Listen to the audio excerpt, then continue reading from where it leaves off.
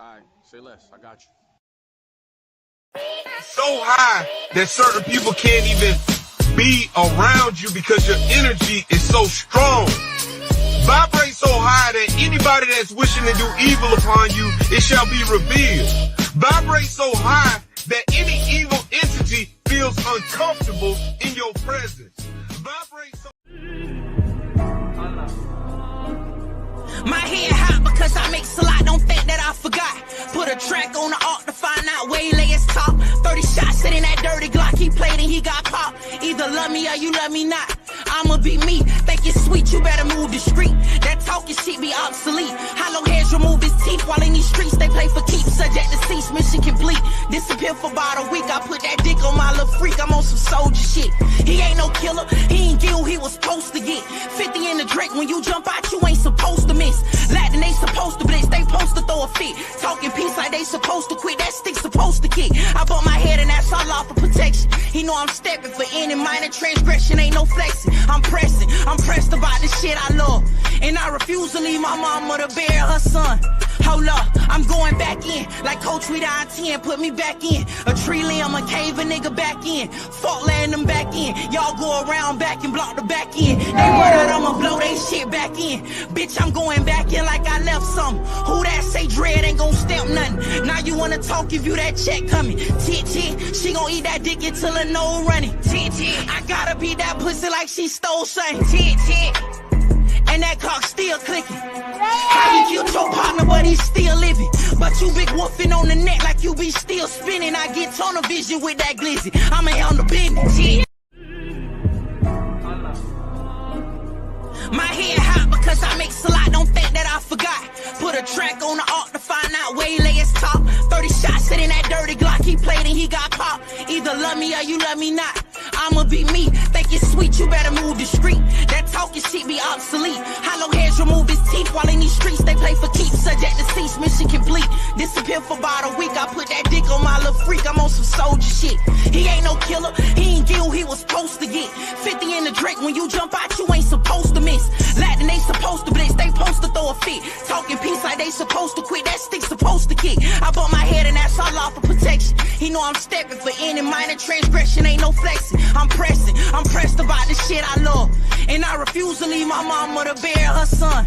Hold up, I'm going back in. Like Coach we down 10, put me back in. A tree limb, a cave, a nigga back in. Fault laying them back in. Y'all go around back and block the back end. They run out, I'ma blow they shit back in. Bitch, I'm going back in like I left some. Who that say dread ain't gon' stamp nothing. Now you wanna talk, give you that check coming. Tit, she gon' eat that dick until her nose running. Tit, I gotta beat that pussy like she stole something. Tit. And that cock still clicking. How you killed your partner, but he's still living. But you big woofing on the neck like you be still spinning. I get tunnel vision with that glizzy. I'ma handle business. Yeah, tick. You know what I'm saying? Stay on your 10-10. You know what I'm saying? All the time. We got Hood Blog in the building. We got John Muhammad in the building. Salute to everybody that's coming in here. We're going to have a crazy one today. I want everybody to follow us. Again, that's on my Instagram. Y'all go check that out, man. Y'all go check out Poison Ivy, little Boosie daughter, man. She doing something crazy. She's got everybody doing the whole I guess doing the battle rap stuff or doing it, trying to get they little gig going. So that's a dude, young head buster, man. Tick. That is the crazy, and I'm gonna play the second part of it, which is crazy. So salute the Ja and salute the Hood. Salute, Cross. You already know we carrying it. John, what's good? You already know. Peace to my brethren, man. Peace to the gods and earth's kings and queens of the universe. We plugged in, man. Let's do what we do. You already know. You already know what time it is. So, I don't know if y'all saw the title. The title says Gene Deal. Shout out to Gene Deal. Gene Deal exposed Diddy and Usher. And he said, you tell him, Usher. So a lot of people don't know that Gene, like I said, was a bodyguard for Puffy. Shout out to Gene, shout out to King of New Jersey, his big bro. But they just went viral. Gene went viral by putting this in there, and he was saying when Usher was with him, there was an incident that happened with Usher. So we're gonna get into this. This Puffy thing that got out of control again, business wise, but man, men wise, as men, we gonna speak on this. So let's get at it. Shout out to Gene Deal, man. Right, Little he alleges that Diddy told him personally that he had sex with Usher. And when you look at the lawsuit, even though they got Usher name redacted, you could tell who it is because they described him as the guy that performed at the Super Bowl. Right. So I mean, we all know who that is. But how you feel about that, man? But I mentioned that earlier that he said about Stevie J. The Usher part, that's a touchy situation, man. You know what I'm saying? Because I had a certain feeling and I felt a certain way when Usher got on Shay Shay, and I don't mean to mention other people platforms, but he got on Shay Shay and he mentioned how great and how good Puff taught him and everything. You know what I'm saying? About the business. Right? I know, and people know, that was around that in that time that Puff and Usher did have a situation. Let's stop right there. We're gonna get into this right now. So we all said it before. Now Gene on here, and again, credibility is everything. So just knowing that off the rip, that Gene said it's a touchy situation. And what bothered him was the fact that Usher gave praise to Puffy from a like Ja used to say, business point of view. But something foul did happen. So I want to hear what y'all got to say on that. Well, as a former subcontractor with Bad Boy, right, I as well commend the business. However, like me and my brother was discussing. See, we was two different type of entities. Me and Puff is 3 days apart in age. You feel me? So we got our job with Bad Boy because of our street reputation and what we were doing with Def Jam. So we were an artist. You feel me? We were like Gene wasn't an artist. So he was able to watch with a unbiased eye. And I'm not sure if y'all remember, but when Usher first came out, Puff did the production to Usher's first project. You feel me? Puff is the one that shaped and molded his character and his image. That's why it's funny, we were just referring to Puff in Detroit last week as the hip hop's Quincy Jones. Yeah, that's what he was to us back in the 90s. Like Puff was the idol maker. You feel me? Right. So with Usher being, like I said, young, and Usher was a teenager when he came into this game under Puff. Just like Puff was a young man up under Clive Davis. See? So grooming them for the next stage could easily be imaginable under this circumstance with this type of alleged behavior or accusation. No, that makes sense because the story was that, and Usher tells a story in the documentary, the fact that when he was supposed to go and I guess perform in front of these record execs, his mom had kept pushing it. At that time, he was 13, switching to 14. What he says, it says that's when his voice started changing. While he's in this, go ahead. I wanted to add something too that I overlooked in my speech. See, Puff was groomed not by Clive Davis first. He was introduced and groomed by Clive Davis, by Andre Harrell, who Clive Davis had first. And that's how Puff got with Usher, because Andre Harrell and them had L.A. Reid and Babyface had Usher. And Andre Harrell was he was the owner and CEO at the time of Uptown MCA. And he had that up under Clive Davis. So they couldn't move Usher the way they wanted to move him at that time, because they were on that New Jack Swing type vibe with their presentation and building an artist, versus Puff was the new age hip hop. Like I said, Quincy Jones, he was the idol maker. So Puff put that hip hop touch to Usher when Usher first came out. And remember that song that his smash was "You Make Me Want to Leave the One I'm With." Remember that joint? Yeah, I remember that. True, it's you. Yeah, I'm trying to remember the words of it, but the one, "You Yeah. Make Me Want to Leave the One I'm With." Dang, I don't know the words exactly, but that song, when you go back and look at the credits on that, and look at who directed, set the video. Puff had the video Right. set and everything, so it was like his video to that was that sound, that feel that Bad Boy was just flushing the industry with at that time.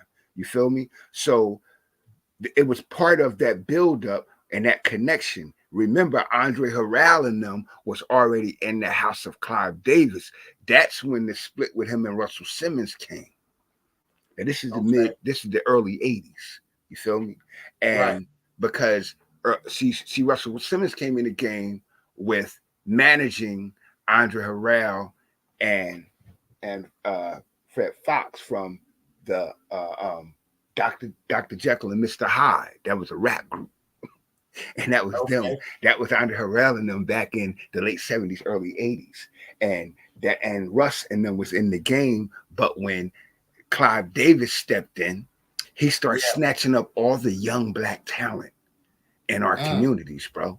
And he got Whitney Houston, because Whitney was only 17. Whitney and my sister was together. See, Whitney was only 17, 16, 17 when he got her. When you see Whitney in her first video, bro, she was under 18 at that time.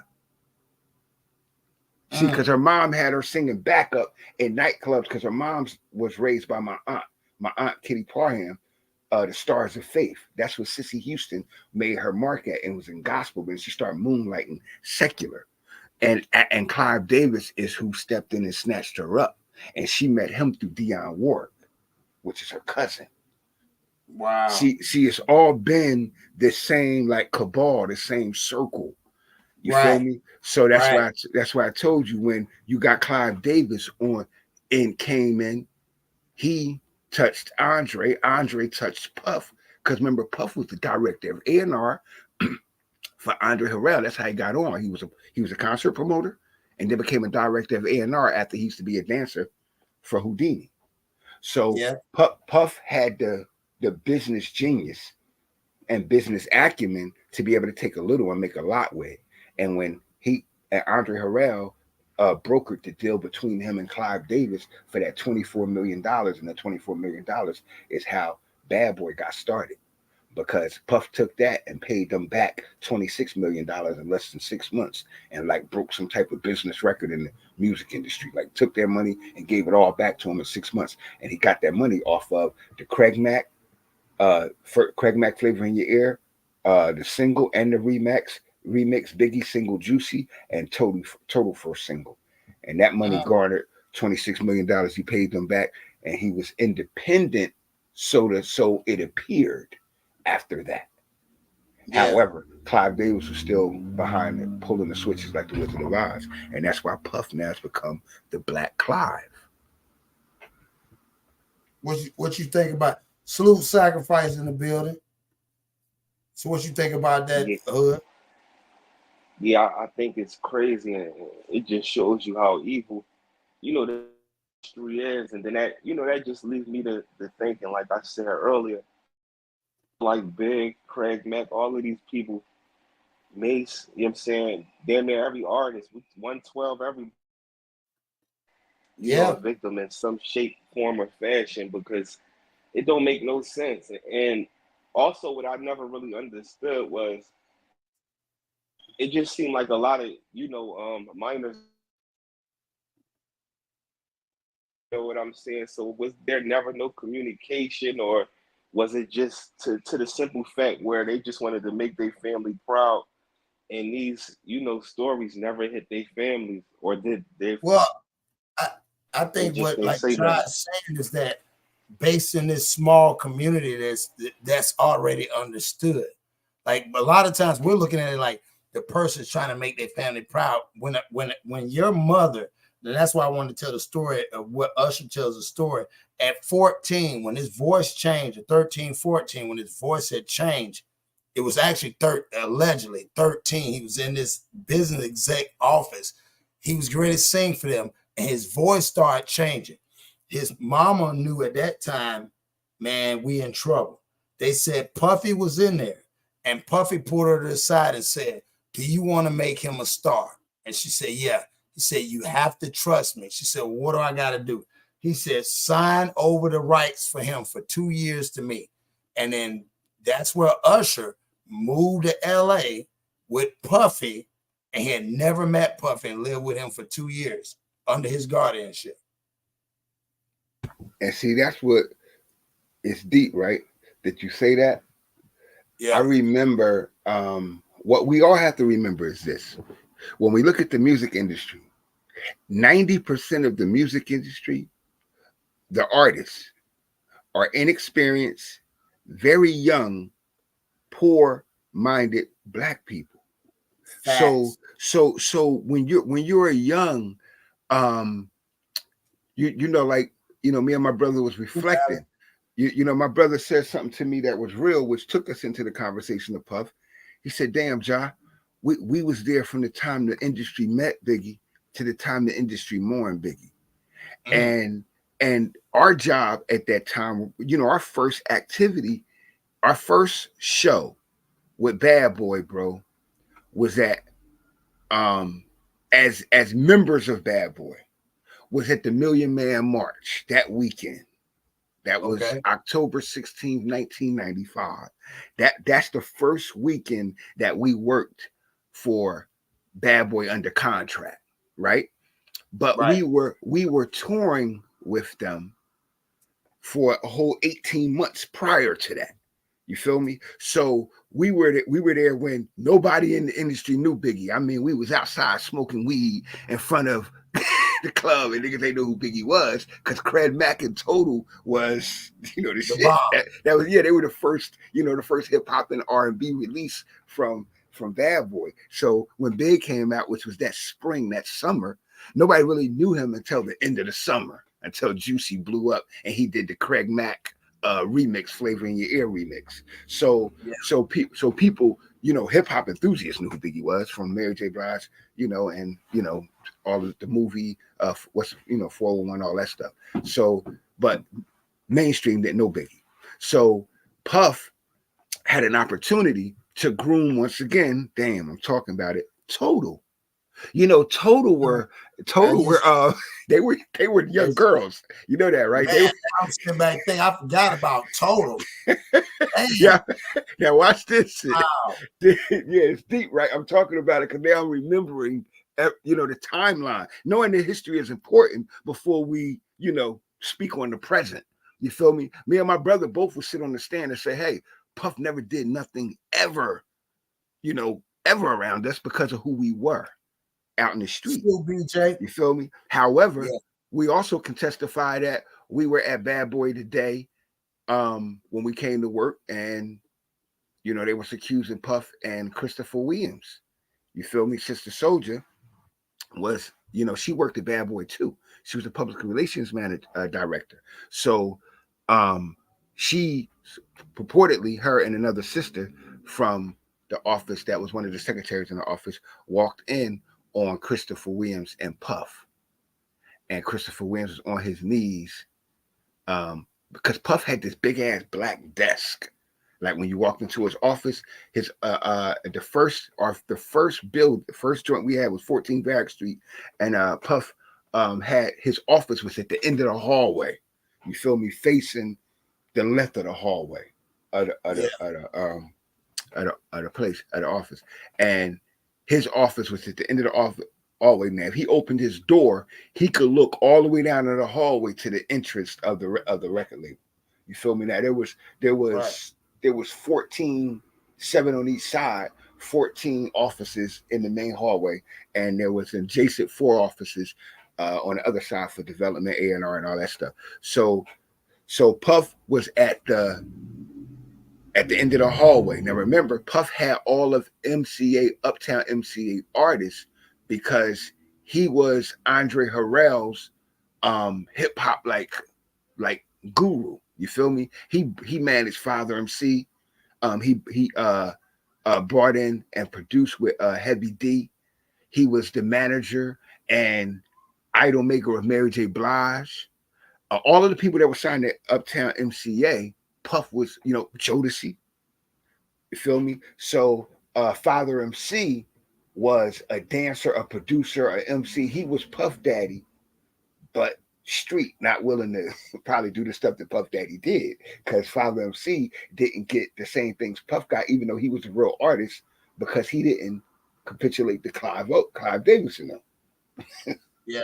So he had his deal with Uptown MCA, and that history, when they severed ties, it was like Puff blew up, but Puff didn't blow up from being an artist.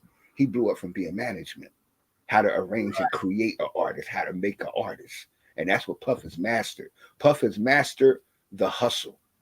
He can make, he can turn water into wine. You feel me? And he does it at the right time. And it's deep, but it's just who he is, bro. So I told my brother, I believe that the Puff we knew was just the Puff that just started getting the money, bro. He ain't had no power. Right. Just think, after Big died in the industry looked to Puff for a lot of stuff. You feel me? For him to create the next Biggie. Puff didn't give him that. Puff gave them the new him. And that's where, when you are with those people and they done groomed you already, what do you think you're going to do to the next group, generation, class coming in? You're going to groom them. So now we got this story of exposure, and we have to find out whether or not it's actual fact or something somebody made up. And right now, nigga, please, when you got a choir against you, it's hard to hear a soloist, nigga. It's hard to hear a soloist. Let's keep going. I like this. And that situation led Usher to the hospital. Now I let Usher explain that to y'all. Whoa. Let's go back. Damn. Yeah. At that age, you went to the hospital. Yeah, he violated you. Let's go back. And that situation led Usher to the hospital. Now I let Usher explain that to y'all. I let Usher tell that story. But how dare you say a man that groomed you, you gonna give him a pass? Bruh, I know. Let me reframe you on something. Remember, Usher? We was at the Swiss Hotel. Puff had Kim in the room. Had one of Keith Sweat's baby mothers in the big room outside the master bedroom. He came outside in his robe.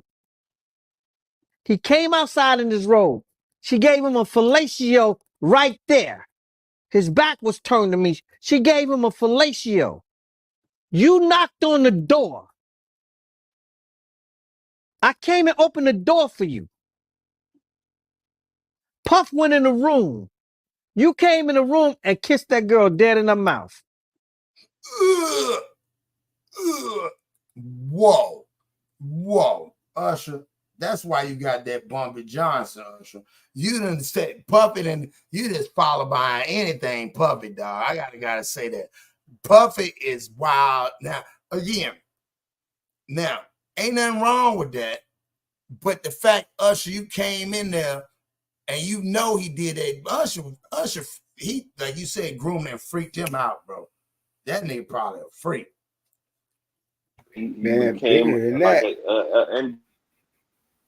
and you know what I'm saying? That they was doing whatever they wanted to them, those up and coming artists, man. And it just shows you what people would do for money and fame. You know what I'm saying? You gotta, even if in their heart, if they know it's wrong. Hey, Hood, you right. Hood, you right. That's be the problem. You spend your whole life wanting the fame from your talent and your ability instead of pursuing the fortune. When you pursue fortune, you got standards. When you pursue fame, you have none.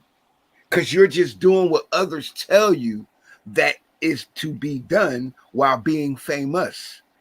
So it's messed up because I'm sitting here remembering, bro. You know, when Usher came out, Usher was like, when I first seen Usher, he was this before his shit was released. He was doing I don't know if y'all remember Crisscross, but Jermaine Dupri is the first time I seen Usher. You feel me? And that was, like I told you, LaFace, Babyface, and L.A. Reid, them two, they had him down there in Atlanta as a teenager, like on stage performing. So the first time we seen him, you know, he was that guy, but he was with the wrong people to push and move him. And that's where Puff came in at. So we got to remember these we're looking at a teenager that his parents done groomed him to be an entertainer. Yeah. And naturally, what they do, they feed you to the industry, bro. Yeah, his mama did that. His mama did that. Like I said again, his mama even said that she think about it, and they asked her, said, did you know who he was? She said, no, he just told me if I trust him that my son will be a star. And he said, but you got to sign your rights over. So I'm good. So in the middle of June, I want to play this video and y'all tell me what y'all think of this. This now, I always got to reference back to this because your boy, he freaked him out and scared him. So let's watch this and see this whole thing. As soon as you turn 16, you know what I'm saying? I'm gonna let you rock this every time you come to LA. Yeah, this gonna be yours. So every time you come to LA, it's a little dusty, but you know. He said, as soon as you turn 16, I'm gonna let you have it. Yep. Man. Minute. Woo. Okay. Okay. All right, so I'm gonna be driving this next year. Yeah, when you get 16, you come down there, you gotta, you know, wear your seat. I mean, I'm 15. You could ride in the passenger seat. I got my permit. Not yet. No. All right, 16. You're not ready. 16. Let's slow down. Let's slow down, Justin. Okay. Let's slow down, okay? One step at a time. But yeah. So this is the first time that Justin spent, they said, 48 hours with Diddy. This is when he went. Now look at that. Look at that, bro. Grooming. Look at that. Grooming. Right. Just imagine you're an artist and you just learned that you are an artist. And then somebody take you outside and show you something that you've only seen on television. But here's the thing. Somebody should have told him, that man ain't finna give you no damn $500,000 car. Why would he just give you his car? What is he giving you his car for? Because he's gonna get 20 million. He's gonna get 20 million in turn. And go follow. Remember, I always tell you, follow the money. He gonna get 20. Go follow that money right now between Justin and Puff since that date of that video. Yeah. He gonna get 20 and million. Watch how much money he gonna get 20 million and he gonna own your soul. That's the small Right. words on the bottom of the contract. Right. And this was bad. Just like Usher. All of these young men have now got families that had children. Yep. See, what happened was suppressed often, was just mentally suppressed, emotionally suppressed. And now the exposure of it is coming out, bro. And some men are dying, bro, because they have had this experience. That's why I told you, Cross, it's not the point that we giving them a pass, bro. We got to also look at the fact that some of them was victimized, targeted, groomed, fashioned, and victimized to be in this position. Right. But then also the thing about it is when they don't have a voice, of course, we're not going through, and you're right. We have to be empathetic as well. My thing is, man, let's shame the devil. And you doing that is wrong. Let's change the atmosphere. Because again, like you said, I'm looking at that. Think about, and this is a sickening part. This video right here, just this picture alone, because pictures are worth 1,000 words.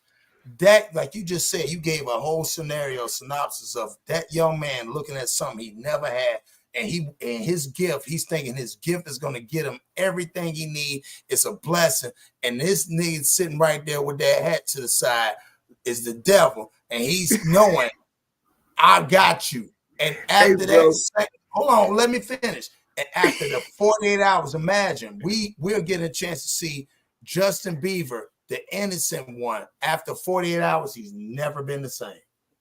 The rest of some deep shit. You know some deep shit, bro. Mm-hmm. Look at his face right now, because you said something key. Look at the picture, right? Look at the picture. Now remember this though. Facts, BJ. Justin just said, man, I'm 15. I got a permit already. Why can't I just hop in and you get in the passenger seat? Ride with me. Yep. Right. Yep. Now watch this. Watch this. Puff tell him on camera, nah, nigga, hold tight. But take him in the house. Hold on, Jock, because we want to get right on point, because again, it's the internet. I won't play it, and then you can get it. I got my permit. Now that, not yet. Look. No. 16. No, Let's slow down. Let's slow down, Josh. Okay. Let's slow down. Slow down, because we got to go in here and discuss this first. Off camera. I wanted to see if you look. Hey, Jock, and Hood, he wanted to see if he was going to buy it. He threw the fish out there. Oh, you like that? Let's slow down. It's done. It's done. He got this, and you got to think. Now this was deep. Let me tell you some real shit. Come on, let's go. Justin Bieber was 15 there. Bro, it's men that's 25 and 35 as young men that will be tore up when you take them out into the garage. If they haven't been raised by men, come on, they'll man. Be easily swayed by that, bro. My bad, Donald. Thanks to Donald for the super chat, man. You already know. Salute, Donald. Yeah, salute. But you know what I get the most out of this video is that not only do you can see the evil look in Diddy eyes, and you see the innocence in Justin Bieber, but business is business. So why do you think that they are doing this and recording it? So when they put it out, it inspires millions of kids around the world to want to be walking out, just like how Justin Bieber is. It's luring more kids in. You remember the first Usher video? You know the characteristic in the first Usher video? I already know where Ja going with it. See, Ja now open Ja mind. See, at first Ja was kind of a teenager driving that classic, coming down the highway. Word up. And it's funny because when you look at hold on, Josh, for the internet, because you breaking it down. Where was it? Paint the picture of the video. Where was it located at, and where was it at? He had a video of him driving with a mountainous landscape, but at the time, Usher was too young to have that type of look, and everybody in the industry was like, "Yo, that's dope," but it gave Usher this Hollywood appeal back then. You feel me? Because like I told you, Puff is great at putting you in a shiny suit, making you look a certain way that the psychological makeup can't resist. It's like, you're going to pay attention to his artist. You feel me? Don't matter who it is. And that's true. I remember the car. I mean, the talk was back then was like, damn. And it was driving. He had the dope classic. It was like, yo, did y'all see Usher, the young boy? And that was the talk back then. And it's 97. You feel me? So we easily talking 25 years ago. But at the same time, like I just said, that talk was that same verbiage he's using right here. Offering this man, this boy a car. And I keep saying it. I keep saying it, bro. Even the grown people, remember I told you earlier, Cross, even if you're 40 years old, you can still have a boyish mentality because you never matured. So the things that appeal to you as a boy now still appeal to you at this physical age. And some people haven't matured beyond that. Or it didn't happen just a few years ago, because if you're 40 right now, like Usher was like in 97 when he came out, he was like 17, 18 years old. But he was already with them for like 2 years, easily before that. Because I remember Usher. If you look, I'm quite sure it's on YouTube somewhere. Usher performed with Biggie and them at this show. I think it was in Texas. Okay. And this was in the mid '90s. You feel me? So how So can I ask you something? he was How a old he- teenager then. That's when he was with the Jermaine Dupri and them. Listen what I'm saying though. Again, I want if you had to look at Usher that time and put that during that time stamp. He looked like Justin Bieber look right now. That's what I'm going You back think to. he was about 14, 15? That's what I'm asking. When he got with Puffy, he was like 15. Allegedly. No, ain't no allegedly nothing. I'm telling you, I remember I was there. Technically, no, listen what I'm saying. Because I just told you the story about how he gave the rights over at 14. Now remember, Usher's been singing, and there's a documentary out way before then, but 12 is when his mama pushed it. So again, he did not allegedly. The story is he didn't know Puffy, but that's why I asked y'all earlier. Do y'all know anybody who you don't know, regardless, and just sign rights over to your kid and just give them to him, and he leaves from his house where he at, and then he goes all the way to LA and live with him? He don't live with you. He live with him every day. Yeah. I done seen it happen in the industry. I done seen it happen. I done seen it happen, bro. I done seen it happen in the music industry, and I done seen it happen in the boxing industry. That show you once again the power of the money and the fame, because especially if you're talking about, let's say for instance, he didn't have both his parents and it was just his mom. A lot of moms won't even sign their rights over to the father, so you're going to sign your rights over. That's what I'm saying. That's called vanity. That's vanity. See, when your child is young and they become an artist, you made them an artist. So the child is often, it's like my son, right? My son got a record deal, right? I ain't had no damn record deal. I was in prison at this age that he is right now. You feel me? But my son is a serious MC because genetically, he's the son of a talented MC. So he's just me on steroids because as he should be, the next generation, only thing greater than the father is the son. So he's just me on steroids. Now, I haven't went out and exploited my son's gifts for the purpose of luxury, personal aggrandizement, and a financial advancement. I ain't do that because I already know. But most parents, they see that talent in their kids when their kids is 3, 4, 5 years old, and then start honing it. I hate to cut you out. BJ said, but wouldn't Gene be charged with something being no? And shout out to Gene. I know Gene personally. Like, no, the reason, remember, Gene came out, and so now he's never, I know this for a fact, he's never been around Puffy when it came to these parties where these other kids was or allegedly. I do know that, again, he was there with the Ushers, he was there with the Biggies, all that, and he even called it out. If you go back and look at some of his thing when he was with, shout out to MREC TV, when he first started, MREC gave him the shot on the thing. Yeah, so that's the sad part about it is, again, him only being, just like allegedly they say that Justin is Wolf's son. I have to say that for the internet because, again, we don't have to die. So I'm just saying that. Now, if you go and look at Justin and Puffy, you good. And if you look at Justin and Puffy, man, they got a picture. They both, I don't get it. I don't understand it. That ain't his son, allegedly, they said. But he in there sweating with him and they ain't working out. And I don't understand that with their shirt off. Why? I'm a father. I ain't got my shirt off, sweating, laying on my son and all this other stuff. So, and there's two other factors as well to add to what you just built on, Cross. BJ, there's two factors in the positioning of Gene that exempts him from any activity of that. One, he's an employee of the said accused, and two, Def Jam, Bad Boy, every company I've ever worked with over the last 30 years, they make you sign that NDA in your contract.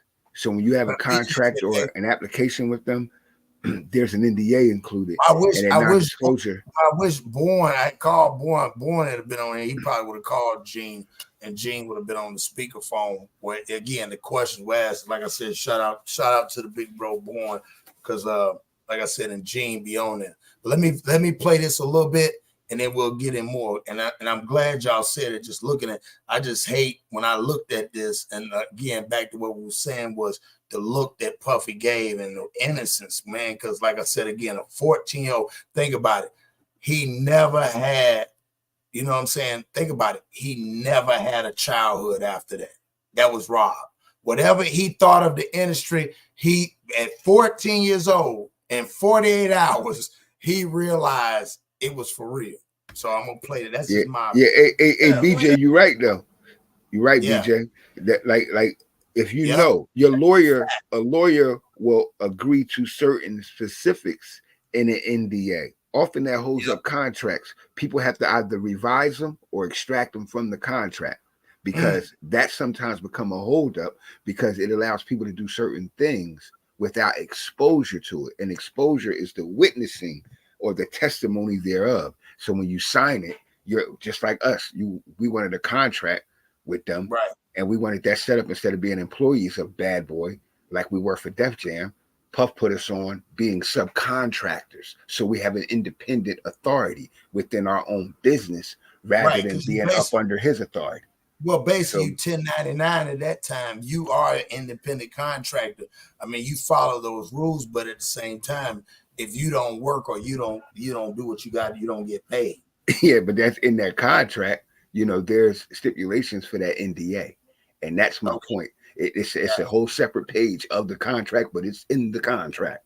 And you can negotiate whether or not you do or don't, but sometimes that do be a deal breaker, especially for people like him. Yeah. All right, let's keep going. One step at a time. But yeah, the keys is yours when you get 16. You're good to go. I'm good to go. Yeah. All right. And then when you get 18, you get the house. You get the mansion. Okay. I get the mansion? Yeah. Look at who is that over there? You see that? That's another groomer right there. Salute Goody. That's another. Man, I'm mad. Hold on, watch it. I'm good to go. Yeah. Why he lick his lips like that? Let's go back. I gotta see this part. This is really a disturbing. When you get 16, you're good to go. I'm good to go. Oh, Puff, you is like, I'm gonna keep going allegedly. Yeah. All right. And then when you get 18, you get the house. He looked over there at the dude. Look, and what did dude do? They all smiling. They probably was a part of it too. See, they pulled up. Imagine pulling, like you said, pulling up in like a pickup truck. Maybe they did, allegedly. You pull up in a pickup truck and somebody tell you, I'm really a fan of you. Like you said, he looked them kids looking up, and I'm a fan of you, and then turn around and then he tell you he gonna let you have his house. Why ain't nobody back there like that guy right there said, man, he lying, bro. You ain't gonna give you no damn house. He ain't give you his house. I mean, that's his house. Nope. You know what people look at? What? They don't look at what's going to happen to you. They look at they're looking at what they're going to receive for any work. Vanity, like you said. Like the people that brung him there, they not the ones that got to get fucked. Bumped off. Dang, that's you feel deep. me? So they like for me to hey man, for me to they looking at it like, yeah, you finna take all this for us to get paid. Yeah, for us, for the family, like do it. Look, man, like this is their mentality, and they don't think that that's going to happen to him. They think that he's going to have to go put these 14-hour days in, bro, being on stage for 3 hours, working like a young slave. They looking at it as that being the worst of it, when that's just up front. People don't realize what an artist or even any troupe does on tour, bro. It's a lot of work, hard work, and the artist does get more breaks than the others. However, it's still mental pressure on an artist in order to complete the mission. So when you're young, you'll do anything for that. I got a question for you. So BJ, because today's Sunday, you on BJ said, I wonder why so many male producers versus female producers more dangerous for females? That's a good question. Why is it But that it's fe- fe- go ahead. females in the industry more than often, one, are more experienced, more educated, and sometimes more protected than male Okay. artists. That You feel is me? true. You Yeah, look at yeah, it, but yeah. yeah, Yeah, women are it's women true. are more thorough because women have a natural inclination of fear.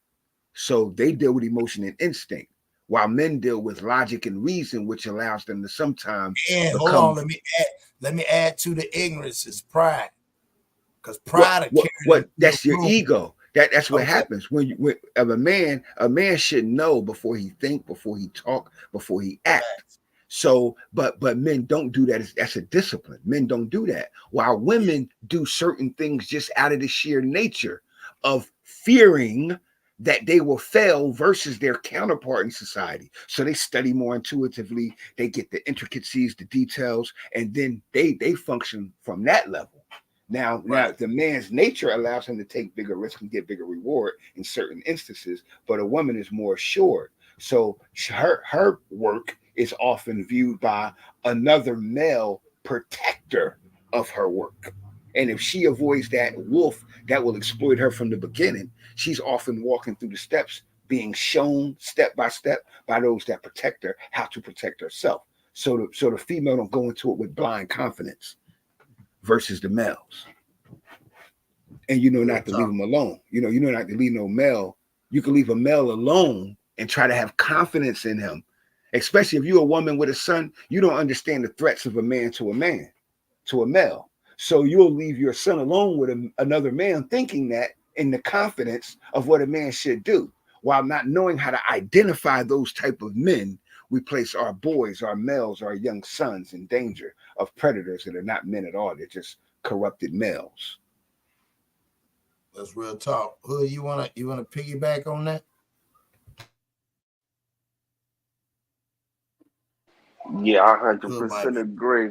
No, no, I'm right here. My fault. Yeah, Okay, all yeah, right. but I 100% agree, and especially like the question about the women. What was the question as far as like being producers or coming in the industry? Well, just the fact that what it was is that why would you not consider that it'd be more dangerous for more women? Meaning, as in the But simple fact is that there are more male producers. But it's funny how the irony is what she's saying is why is it that there's more dudes getting tricked up? And Jar had broke it down and said basically, we come in, we're supposed to logically do it, but women are more protected because then when they come in, think about it. When you got a Megan Stallion or somebody or a Cardi B, they're coming in with a clique of men that are already experienced, been around them, that's going to be watching for it versus a man coming there with a bunch of dudes. A lot of times when you what? think about it, dudes that get signed, they come in there with 4, 5, and ain't now one of them got no clue. They Yeah, blind man shuffling true, versus, true. go ahead, But I kind of disagree with that because go ahead. I feel like when it went, for instance, a woman is more like, for one, when you're dealing with men and women, it's more normal. That's like you got women out here that's gold diggers. So whatever is going on, let's just say whatever relationships Diddy had with women, it's more natural, it's more acceptable. I think that it's pressed with these guys that's like Diddy and them. The reason why it's so big with the men is because that's where the full dominance is. Because now, when you got a man that has a boy or another man doing something, it's 100% against their will. It's people out here that have been in relationships for years, and they could be with they female could be a gold digger, and the guy that's getting money, more money than her man, she'll leave and go with the guy that got money. So I think when it comes to like the men and all that, it's just more of the dominance, the degrading, like how we spoke earlier about stuff like, all right, we're gonna get Pac in this tub with nothing on and put the jewelry on. It's like going against the will more for a man than a woman. Like for instance, it's a lot of women that came in the game and they didn't slept with whole groups regularly. You know what I'm saying? Right. But when it's dealing with a man, now it's like, whoa, like this guy was really supposed to be a straight man, but now since he came and jumped in this industry. Now I'm going to break you down all the way. You dig what I'm saying? So I think it's more like a power control thing. So I think it's been a lot of stuff going on with women that it just ain't been said because it was normal. It's like with Faith Salute Evans again, and Doc. Pop. Faith Evans and Pop and other stories that we hear, you know what I'm saying, where it's more normal, of course, with men and women. No, I respect that. I like that. They both 50-50. Jai, you want to rebuttal? Well, not to rebut, but to add on, I can see that perspective. That's why I address the question direct, because female producers are, generally, if not 100%, 90 some percent, bro, musicians, instrumentalists before they get into the game, and they have a more, they have like I said, a more detailed focus on the particulars. But adding to that, there's also another predation, because that's what I was addressing, the predation versus female producers and male producers is when we're speaking in artists. But the predation of it, females are groomed by the lesbian entities in the industry. See, that's the other side to it. That's the side that we don't address or look at as well. So that does happen on different levels. But this guy, speaking about Puff, he particularly does it because he had something with Kim from Total. And remember, they were between 19 and 21 years old because everybody was talking about it. You feel me? And that was at that time. So once again, I said we look at the age, just like Pac. Pac died when he was 25. You feel me? He only had fame and stardom for 4.5 years. So he didn't have this longevity of influence. All his influence came after he died. You feel me? We was riding with Pac, but Pac had a lot of flaws when Pac was alive. And some of us addressed some of those flaws. Just like we come from an era where saying certain things weren't permissible. But by the end of the 90s, we had dudes saying things that weren't permissible, like inviting other men to their body. We would never, you would never hear a man saying, "Yo, suck my" to another man, because that was murder words. Like, bro, I'm gonna do the worst to you. Now in 2004, they call, like I said, they call each other in certain areas in certain states. They call women each other. Saying. They call each other bees. Like, what's up, B? It's crazy. But let me finish with this, John. We'll finish on it. I don't want to veer too far off. Let's listen to what he said. Where are we off to now? Where would you like to go? I mean, wherever you want to go. Where are we going? So check this out, yo. Just Man, I hate that, man. He innocent. Like, man, that just hurt me when he just said that. Oh man, and not only did he just say that, you see Diddy trying to wrap the cameras up. He's like, all right, wherever you want to go, I got somewhere to take you. Yep. That's crazy, bro. Let's go a little bit.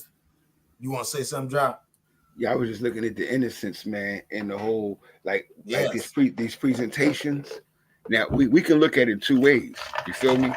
Right. When we looked at this originally, we didn't look at it like that because we looked at this mogul in the industry that's showing this young boy that got promised. Because remember, at that time they had just really decided that he was going to be that next group, and that's something that we all have to also consider, is that the reason these people make it, most of them, is because they've been chosen, and the reason they've been chosen is because they've been groomed to enter the Thunderdome, bro. But you know what? Two men enter, one man leave. You know what? You know what's so crazy, John? When you sit back and look at how we look at certain things, like certain words, where we bring a different perception of it. Because I always say perception is crazy. When they say things like chosen, right? We fail to forget when those in the industry are chosen. there's a lot more that come with it. It ain't like, oh my God, you're like, when we look at chosen, like, man, we've been blessed. And you know what? Out of the sky, God blessed us like he blesses everybody else. When they are chosen, we need to start saying words, not only chosen, but hand-picked. Because I think that a lot of us in the world think chosen mean what we think. But really, like you said, right now, he's being handpicked to see how far can I push it. And I hate the fact that when that little young man said, he said, where you want to go? He said, wherever you want to go. Okay, let's go ahead and end this. He basically want to get off the camera. Like, that's just, I don't know, man. That's, oh, man. Like, crazy, bro. Half past salute. So I'm going to keep on going a little bit. Let's keep going. You ever seen the movie 48 Hours? Right now, he's having 48 hours with Diddy, him and his boy. They're having the times of their lives, like you know, where we hanging out and what we doing. We can't really disclose, but it's definitely a 15-year-old's dream. What that mean, Ja? Just me. He just saying they can't tell where they're gonna be hanging out at. That's all. They ain't gonna tell you. They ain't telling you where they going. Yeah, leave that one alone. And pay attention to Diddy eyes. Diddy looking at his homies. I know, dog. Who is he looking at? They setting it up when he got that. That's the Bieber homie. Hey, Hood, that's the cue right there to say set it up. He said, look at the eye. He's sitting there looking. You know what psychology say about the rapid eye movement? Oh my God! When you're looking to the left or the upper left, while in the course of speech, you're looking to create something that other, which is or to conceal the truth, meaning that you're either creating a lie or telling a lie. Right. Or telling a lie. That's a fact. That's why I wanted to pause it. Look, and then here's the sad part. This picture alone said, look at that young man looking in the camera excited. Look at him, dog. Yeah. This shit, man. That's what I said earlier, that the innocence is this. Now, mind you, though, Cross, I've seen that same look in the face of 35 and 40-year-old men. Wow. See, look. We laugh, right? All right, watch this. Because see, you laugh, right?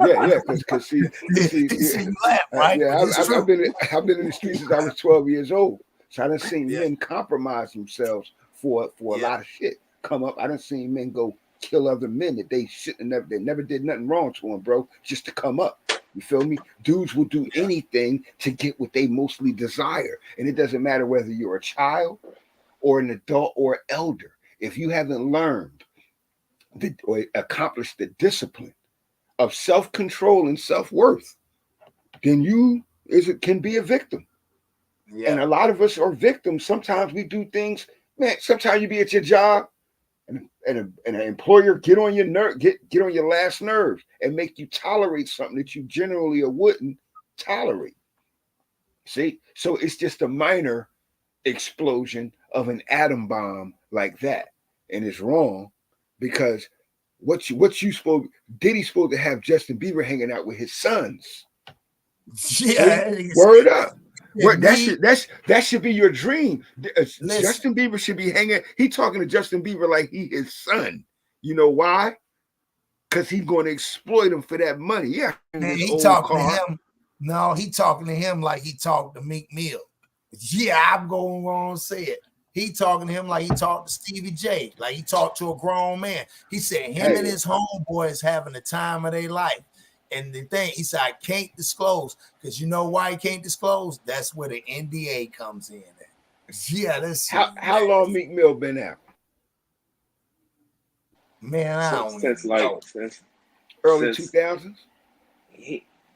How long he been signed or how long he been out? Yeah, how long he been signed? Because how long he been signed since like around like 2011, 2012, somewhere around that. To MMG, he been signed. Right.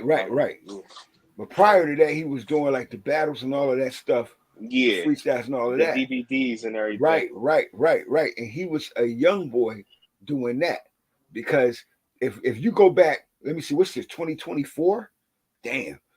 So damn, bro, it's crazy because like he was in his 20s when they was doing. See, they was grooming. Yep. See, this stuff happened a while ago. Don't forget, he was with Ti before he went with Rose. Yeah, but you gotta remember, like I said, that man, we already know ATL is San Fran East. You feel me? So Yeah. I told you, Usher was with who? Jermaine Dupri and them. When that's who connected him to Puff. See, it was all that circle. Jermaine Dupri had him first because he bad money too. It was that circle. That same circle, that freaky circle. And hey, look, bro, we can talk about it because some of us know some of us know some things and some of us know nothing. Hold on, this is a monetized channel, and I appreciate the super chat. Yeah, we're gonna talk about this because I want to talk about it. I don't really care. I think that he need to go to jail if he did it because I don't like Chesters. That's my whole thing. Right is right, wrong is wrong. I don't care about the industry. I'm not a rapper or a singer, but this picture alone tells me I'm supposed to bring it out because look at that, the innocence. That's what I'm saying. He said 48 hours with Diddy. Oh, this dude wrong. Yeah, and you should be 48 hours with Diddy kids. Okay. Who's your same age? Okay, so we see all of this going on. Now, Diddy been playing in people's face for years. I did an interview with Ness, and we spoke on the making of the band stuff. And he talked about how when he was doing the show, he would just be coming up with stuff. Even when they had him walking with the cheesecake, that was all showing you signs of how far would you go for this success. Right. That's right. It ain't got nothing to do with music. You go get cheesecake. Right. Go do this. Go do that. It's crazy, bro. Now think about it, Hood. The whole time he's doing that, and he's making them feel like it ain't nothing they doing. He's making money off them, off the image of them, while he's coming up with something to make it something to let you know that it ain't got nothing to do with no rap and no singing. It's me, the machine behind me will put the money behind it. If I put the money out, mentally conditioned. But I want to finish playing this. Hold on, let's keep going real fast. I want to hear. I have been given custody of him. He signed to Usher. I'm signed to Usher. I had legal guardianship of Usher when he did his first album. I did Usher's first album. I don't have legal guardianship of him, but for the next 48 hours, he's with me. So why would you say that? Why would you get on this and say I had legal guardianship of Usher? I have legal guardianship of him for 40 hours, but he's not legally guardian to me, but I have him for 48 hours. Because why? Law, he had to say why? That. Yeah, you know why, bro? I told you. And like Usher came out. His first album dropped. Now Usher was out already. He was performing as a teenager when we first seen him, bro. You feel me? And that was easily 95, 94, 95. You understand? Biggie and Pac had like an 18-month run where they ruled the music industry. Then they were dead. So like people, it sounds like now, 30 years later, it sounds like they had a 10-year run, but they really didn't, bro. That's crazy. So it's insane how many albums they sold, how intense it was. Puff was at the center of that, and I'm talking about marketing, business, strength, and power. He was the face of it in business, so he was like the Godfather. That's what me and my brother was talking about. How far did that mentality go since we were around them? You feel me? You couldn't treat us like that because we were different type men. We were the reason you had us around, nigga. Now that we see, it's because we were the type of dudes we were. You feel me? However, like how far did that go behind closed doors? And we were there in the beginning. How far did it go when he got them hundreds of millions? Because see, we got around Puff. We had a $24 million budget. That's nothing for a record label. You feel me? So imagine what happened when he started getting 2 and 3 and 400, now $1 billion. What happened along the way? Well, he was already groomed by those before him. So that's why the evidence says, hey, there's a 50% chance that all of the things that they say happen actually happen. Yeah, Just that's got it. why Just I got to hear said, from the source. Got to hear from the source, and that's let's either a victim or the culprit. let's keep going. And we gonna go full, buck full crazy. I'm going crazy. Crazy. I'm taking this out tonight. What you wanna do? What you wanna do over the next 48 hours? 48 hours. Let's go. Let's just go get some girls. Let's go hang with some girls. A man after my heart. That's what I'm talking about, kid. He like, that ain't Now- what we gonna go do. Now hold on, though. Hold the hell on. This is why I Look why said he's what I smiling said. at. This is I why. know. This I is why I know. said what I said. No. Now, what type of grown ass father any man? Because you're father to him. Come on. See, Come on. you. How could you entertain that when you really gonna go get some girls? Like you're gonna go get some girls, Puff. You should have corrected that. But Diddy Right like that there. because he like, all right, you got a little drive in you, okay? He gonna go get some Cassie. That's he gonna go. That's what he was going to go get. Yeah. That's what he was going to go get. He going to go. Yeah, he gonna pick Cassie up, and then him Yeah, and get him Cassie, some Cassie.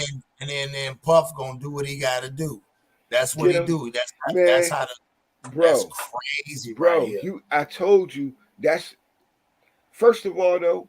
What needs to be done, bro, is that we need to, as a community, start addressing these things, bro. We gotta stop just ignoring it, bro. Looking at it with a blind eye. Yeah. Yeah, Gotta that's stop, what man. I feel. We That's gotta why stop I've been looking at it telling with a y'all. gossiping I'm tired of tongue. looking at it. I'm tired of giving it empathy. I just told Hood on the phone, man, I'm tired of empathy, bro. This is right here. Again, this is not, we in our culture give too many excuses. It's a video right here. Now, you can interpret however you want to. Now, any grown man as a man gonna say, ain't no way that I'm gonna give my kid away. And if I do, it's a reason behind that. And then this man is bragging, he got my child for 48 hours to do whatever.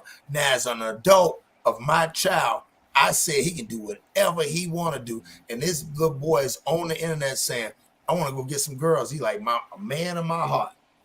I was like, that was the setup. But you gotta look at the facts though.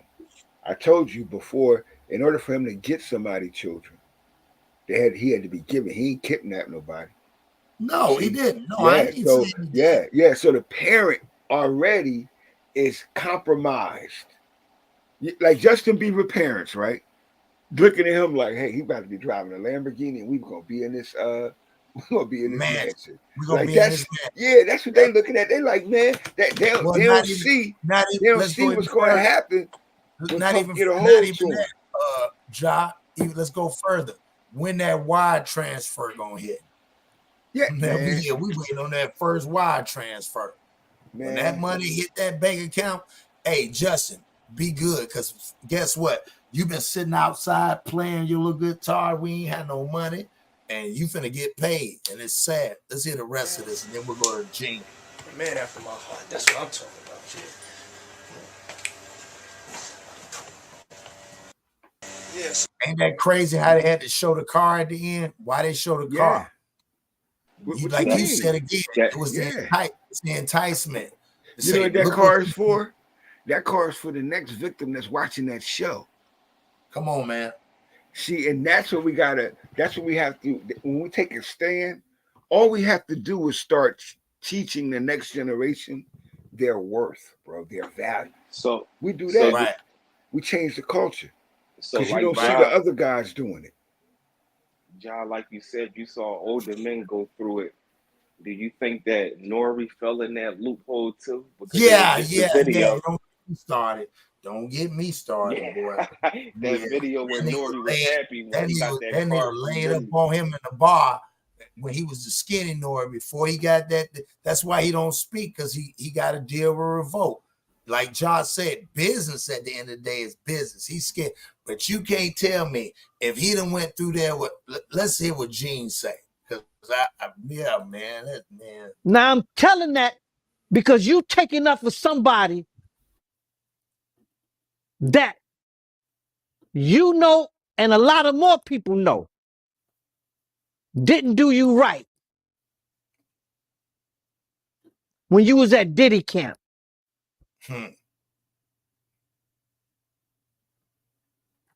Y'all put it together. And what you mean by Diddy count? Remember? He was on one of the talk shows, the white guy with the curly hair. What's his name? Stern. The white guy with the curly hair. And he said, yo, would you send your son to Diddy camp? And Usher said, no. Ask him why he won't send him to Diddy camp. Let's start there. Why you think he won't send him to Diddy camp, Ja, and the hood? You know what Diddy camp is? Break it down. I already know you know because you was part of the bad boy situation. Yeah, he said those retreats to his properties for training, like teaching people how, stage presence, interview etiquette, well, under the guise of that. And that's where he used to go train his artists up at. He used to keep people. He used to keep people. The first 6 months of our venture with Bad Boy, we were with Biggie Smalls because Biggie was third in the list technically on the tour, blowing up. So Puff was with Toto a lot. That's when the rumor with him with them. Remember, they were teenagers at the time. Once again, and Puff was with them a lot. And then he was with Craig Mack. You feel me? So he kept people with him. You feel me? Based upon at the time of him working on their projects. Right. You feel me? Like when Flavor in Year blew up, then Juicy blew up. So Puff transitioned from one camp and one crew to the next, depending on how they progressed in record sales and popularity. You feel me? Which eventually left to Biggie by late summer '94 to being, the man. But Puff stayed with, keeping them around, like grooming them, calling it you think raising them up. You think Craig Mack knew that's when after Craig Mack left, that's when Puff started being possessed. Yeah, you gotta remember Mac. Mac was different though. Mac was our age. As a matter of fact, I think Mac is a year older. Mac and my brothers together.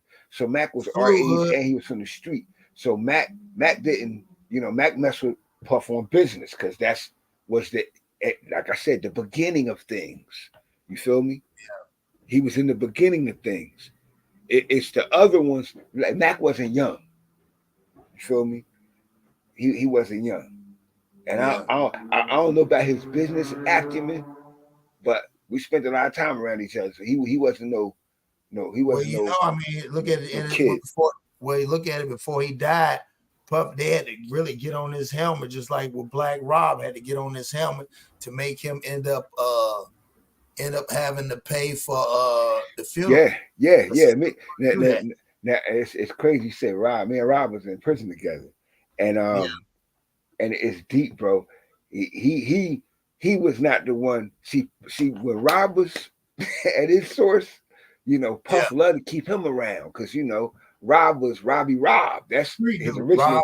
His original name was called Robbie Rob because that's where he went. He was in prison time after time for a stick-up kid. You feel me? He was shoot 'em up, bang bang guy. I don't know if you remember the rapper Nine. Yeah, the rapper Nine was like DMX before DMX. Before DMX, like they that his style and sound. But him and Rob used to battle all the time. And Rob was a battle rapper. Yeah, Rob was a stick-up kid battle rapper in the street.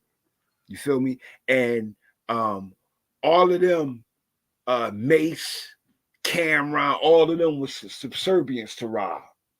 Rob was really that. You see the movie Paid in Full, the role that Apple play. Like Yeah. Rob was that in real life, but he wasn't grimy. He was loyal and respectful, but he was that in real life. So Yeah. all of them got that street cred. See, Black Rob was that dude. He and I were together in Orleans and Wendy's correctional facilities. Did about 14 months together during my 6 years. So it's funny you say that. Rob was a protector for Puff. Cause see, like when all of that stuff was going down, when Shine Team and them was at the Puff, Rob team was Harlem World was different. They would roll foolish because for no money, damn near. Yeah. And when we was with Bad Boy, that was our kind of like our role. You feel me? We used to carry it like American Express. We ain't leave home without it. So that was our lifestyle at the time. And because we were businessmen, Puff, he did what was right. He seen we were not being, paid right, treated right with Def Jam, and he took the opportunity when the contract ended to get us with him. And he treated us correct by business standards. And we never seen him do nothing wrong like this. But like I told my brother, hey, he was good to us, nigga, but we was with him when he just got his money. What happened when he really got the real money? He got fruited. He started doing his best. Like that stuff with him and Christopher Williams. See? I remember when I told my brother, I said, remember that time we went to the office? Hold on, while we on here. Let's start there. Tell us the story about the truth that that Christopher Williams really was what really did go downtown. Yeah, I'm gonna just say what happened. We came in the Bad Boy. We came in the Bad Boy because we would come in. We were out and I was in Brooklyn. My brother was in Jersey, but I was in Jersey. You done got kind of low. You was really loud. Can you hear me? Can you hear me? Yeah. All right. Loud. Yeah. I was. We were working for Bad Boy at the time, and when we came in the building to the label this particular day, and myself, my brother, brother named Super Mario, and a brother named Black, we were all in the lobby area of the label, and that's when you first come in and walk through the doors off the elevator. And Sister Soldier, who was the public relations director, I believe that was her title, her and another sister that was a secretary had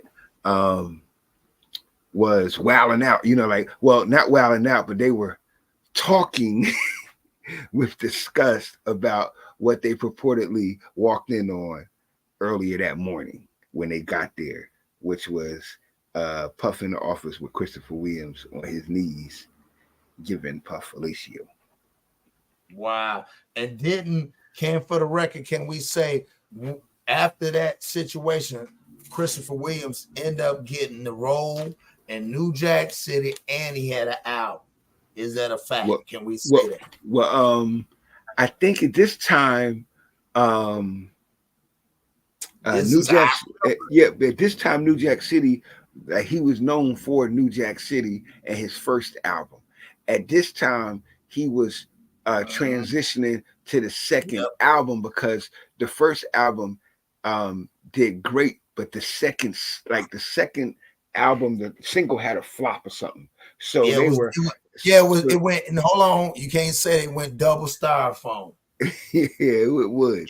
So cup, whatever you want to call it. So that's when they, once again, you got to remember the connection. All of that is Uptown MCA. You feel me? All of that is off of those branches. See, all of those artists come from those houses of management and those houses of recording.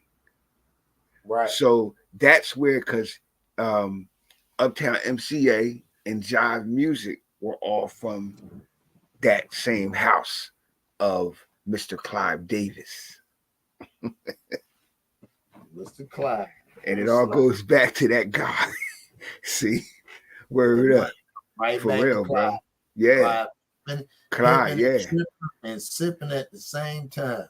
And that's why I said we know Clive because Clive was an enemy of one of the best businessmen ever in the music industry, Michael Jackson. They were business enemies. Yeah. See, and that was from the early 80s. See, Mike always had this penchant, bro, for calling these white people out. He used to call them devils. And that Yeah. was the first of the battles. The him and Matola and them, of course, came next. But Yeah. that was the first of the big battles. And that's how we knew, you know, the power that he had behind the scenes, because he was snatching up all the prime young black talent early, or making a deal with them. Say, get them young, get them foolish, get them groomed up, and you got them for life. That's a And fact. that's how they did them, man. That's crazy. Let's hear what Yeah, the rest of the being say. But yet and still you praise him. Damn, man, and you said that, I know you can't go into detail, but you said that it was a situation where Diddy sent him to the hospital? Let Usher explain that to you. Let Usher mama explain that to you. Wow. Wow. yeah. You hear that? Where Hood at, man? Hood, you around now? Yeah, man, I'm listening, man. It's out He of said pocket. his mama. He said let his mama explain that. Now, when you say mama, we know it was Yeah, something physically done wrong to him. yeah, that boy sound like he had got stitched up, man. That sound like, he ended up needing some stitches or something like that. That's why I told you Damn. the parent groomed the child first. Yeah. Just think, right? Just think. We come from balanced situations because we have created balanced situations for our lives. But most children are just subjected sometimes just to the vanity of their mother. Yeah. And just think, when her son is who he is, just think about them awards he was getting. See who he was giving credit to? Her. You feel Yeah. me? So who you think, what do you think she did? She was the first one that was compromised. So honestly, you got to question yourself. Did he groom Usher? Or did Usher mother groom Usher for Diddy? Mm. Yeah, See? because I think she was willing to do at that time. She just like, and again, not trying to knock somebody allegedly. Orlando Brown, a lot of people, Webster, you know what I'm saying? A lot of them, man. You know what I'm Yeah, saying? all of the child stars. Yeah, all that For because again, it's like you said, Ty when Bridges, you when you said Gary something Coleman. when you said something serious, if you look at it, most of them are from where? From low income that's willing to do it. Yeah, Arnold. Yeah, Gary they willing Coleman. to do anything. Gary Coleman willing to do anything for their child. Like you said, it ain't really about they looking at it like working, just like Gary Coleman. People don't realize Gary Coleman used to have to take, he used to be on the set and used to have to take IV and all that stuff. Oh, you gotta mute that. You gotta mute that wherever you at. Yeah, they had to give a IV because a lot of times he could not even make it through a set, and he said even the parents used to tell him keep doing it because they knew he had to get paid. At that time, he was the most paid on the thing, and people didn't like the fact how his parents treated him. That was even Gary Coleman, and they robbed him.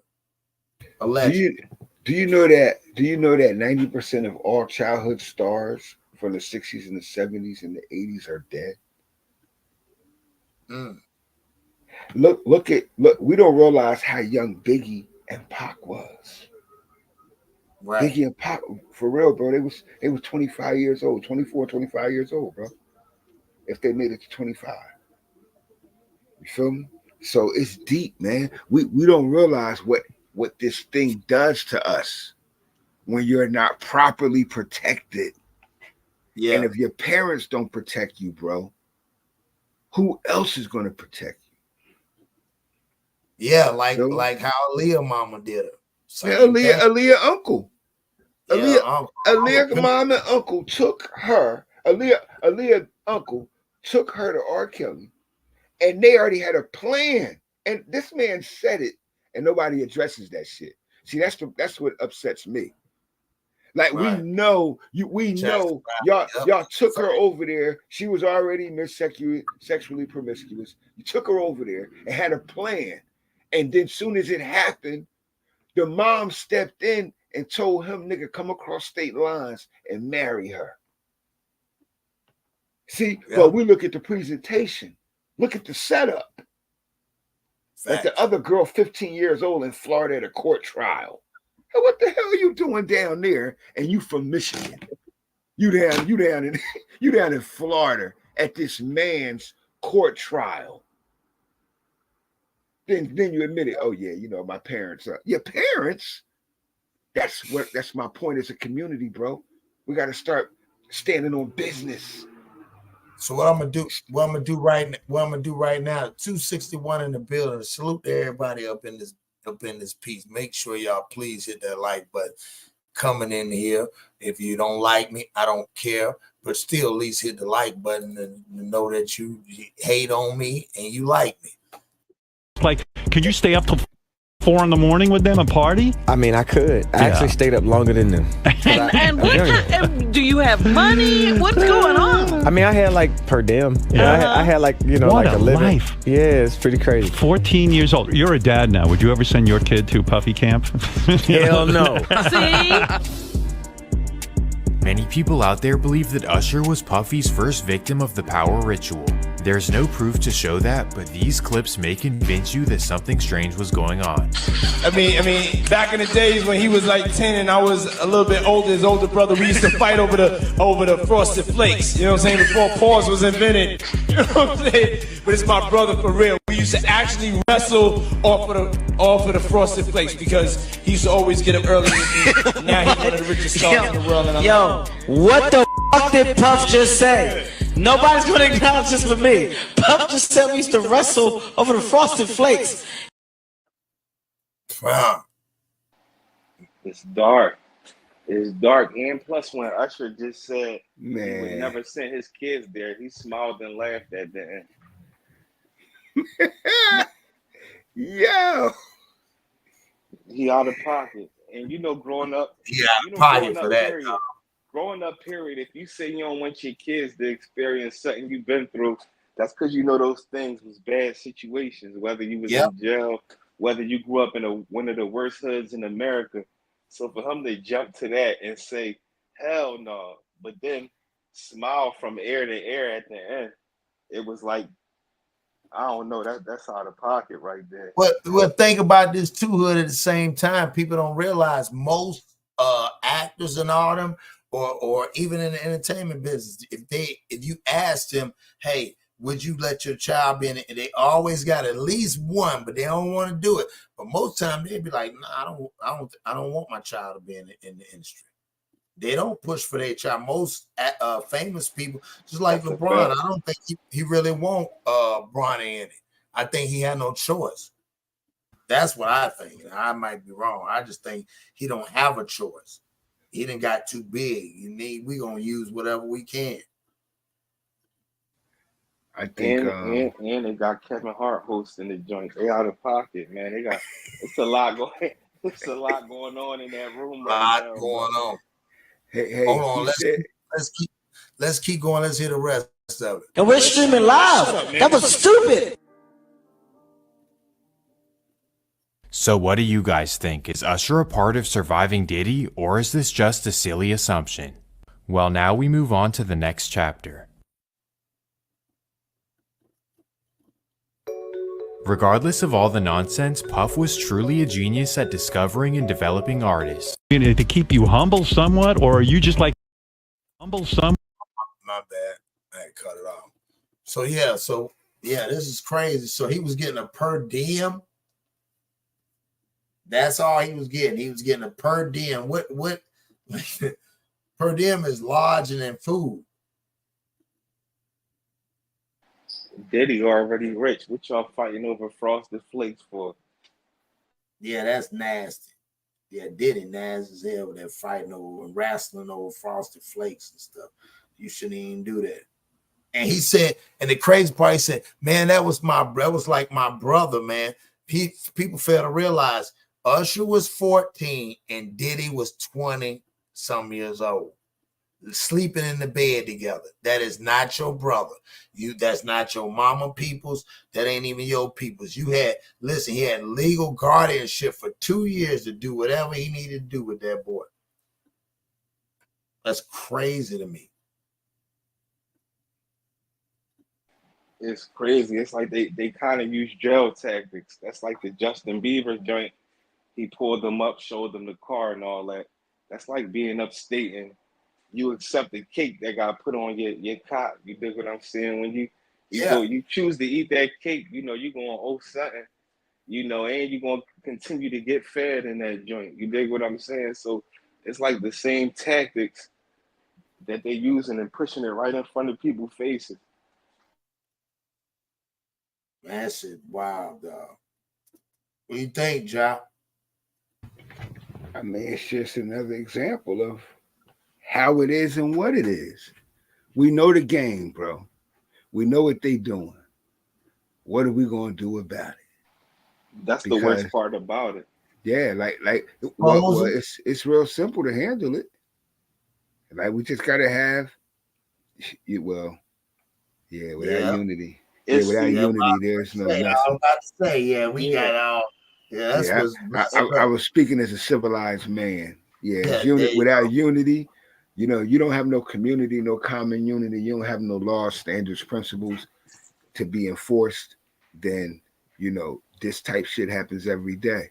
The problem with us is that we got to start doing for self so that we can have some authority in these cultural matters, bro, to prevent it from being repeated. Yeah, you're right about that, dog. Ain't no question about it, because I think it's really sad, dog, when you sit back and look at the way that, like we just shown, like even with him saying, like he would never, like you said, a person that never would agree to say, hey man, I would never send my child there. Like it's sick. It is. I mean, it's some stuff that he did, and it's okay. Like again, you sign off rights to him. My thing is, so for 2 years, his mama never asked, or honestly, he didn't even really have to call his mama if he had guardianship of his. Puffy had guardianship. He never had to call. That's why I said when he said he was. Yeah, it wasn't no mommy. Puff was his daddy. Oh Lord. I mean, we gotta be real, bro. Like, just think, bro. So, is it safe to say he was? So, is it safe to say he bought him? Like I said, the parents prostituting their children because it doesn't happen without the parent. See, none of this stuff, and that's where we have to start at. But if a parent wants the Lamborghini more than the child does, the child ain't got a shot. If you notice, every child that came in the industry, they always came in with somebody and then got passed to somebody else. You said Usher came in, he was around JD, got sent to Diddy. Bow Wow came in, he was like around, like, you know what I'm saying? Snoop. He was with Snoop. Said they ain't gonna stop till they finding that G. First of all, listen, BJ, I don't know where that is. Ain't no mama G spot on no nigga. So I don't know what that means. I don't have it. I ain't trying to find out about no chakras and all that stuff that them Duke. I mean, what them that young Pharaoh, man, them niggas want that. Grown men ain't got, man. I grew up and it never changed. Everybody said exit only, dog. Exit only, dog. You ain't got to work. That's why I said some dudes, these young dudes, is sad. And anybody that want to feel like you can play around that part where they got a wife at, bro, they already on that freaky stuff. Period. Yeah, yes, sir. And it's also been implemented in our culture. Like people have made a lifestyle of it, so our mind isn't as attentive or as respondent to it as it should be. So when we hear it and see it, once you make fair seeming, evil fair seeming, you start laughing at stuff like that. Like they were all laughing. See? So you start laughing at it. When in reality, it's nothing to be laughed at. Let's address it to make sure it's not that. But we don't do that. Yeah, nigga ain't in the middle of doing nothing and feel like, you know what, I'm gonna do something different right now. Nah. They said if it ain't broke, don't try to fix it. So I ain't trying to add to.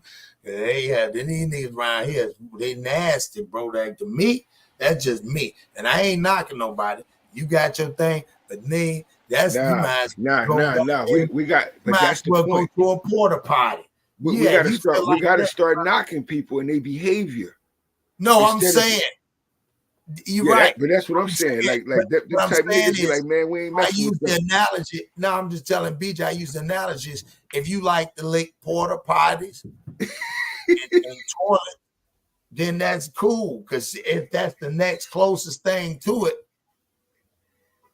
man, the difference is the toilet got water. Yeah, the toilet getting the filter. That ain't getting over there. Oh my God. Yo, I don't know where that come from, bro. I don't know where that come from, but to my known memory, Dookie has to be the worst taste in the world. Oh my God. It's the worst smell in the world. So it has to be the worst taste in the world. Why would you be sampling Dookie? Yeah. Oh damn, that shit got me that thought. I got nauseous. Yeah. Man. It's deep though, man. Please make flicks and tricks. Yeah, that's definitely a trick. They belong in that. You know what I was taught, BJ? If you don't like the clown, if you don't like clowns, you scared of clowns, don't go to the circus. That's right. I not want to see no new tricks and flicks and types of things like that. Yeah, that just like, because I feel like you didn't, it ain't something you want to try. I gotta bathe them. Oh, you about to make me throw up. No, you gotta bathe them. No. It's what's inside. Yeah, that was on the outside. Yeah, that's just like a female. It ain't about you can bathe if you want to. You get to smash the dude, smell something, he gonna get up. It's your insides that what counts, not the outside. Yeah, I swear for God. Plus, I was taught very early. We lick only on top. Yeah. Ain't no need to cross the median. We ain't no need to cross the median. So bathe. If you gotta bathe when you get by me, you already is messed up. Yeah, she said you gotta bathe. No. Pull a fart. All right, yeah, now you get nasty. You know we don't even. Oh my God.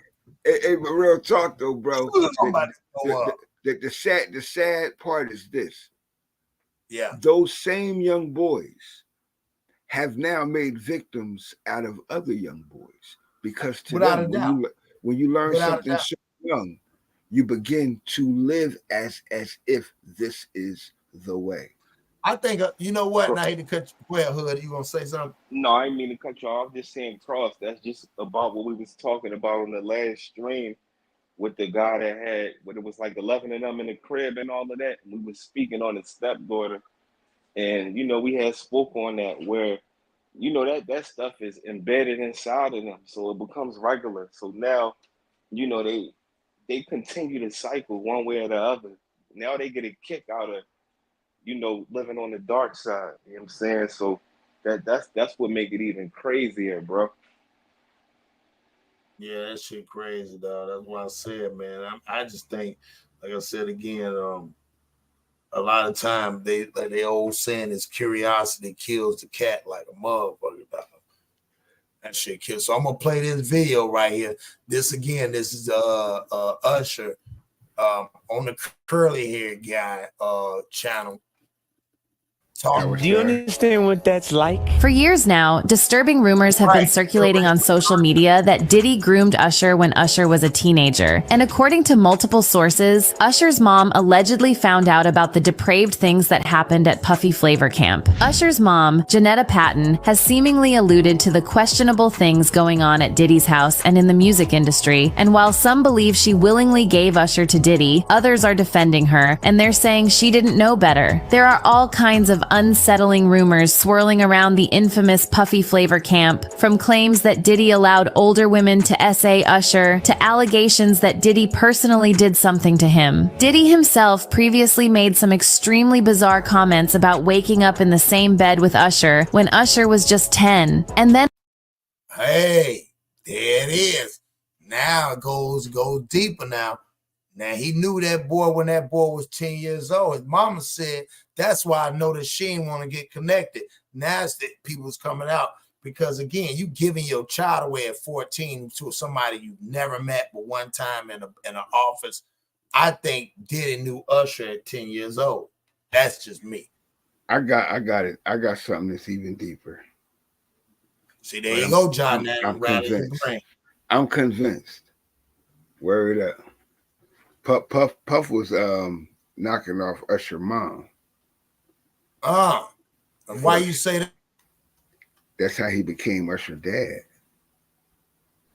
He wasn't knocking her off. He was hitting her off with a couple of dollars. He wasn't arrested. No. Now he might hold on. No, he might have smashed her to get closer to the child. No. Puff. I see what you're saying. Puff wasn't just. It wasn't his idea. That's the deep part. It was her idea. That's how they got in. See? And that was behind the scenes. Puff ain't in the house for nothing. And he put them in the house because they didn't have the house then. See, that's what you got to remember. That's why he was in Puff bed. Yeah. You don't get that close unless you what? Doing what you do.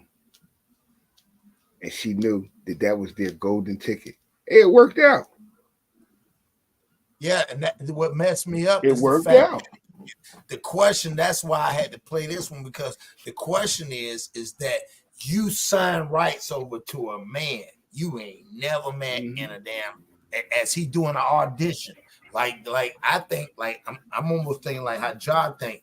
And again, you got to remember, Diddy, even if he go get the woman, like Cassie and everybody else, he ain't going to get the woman.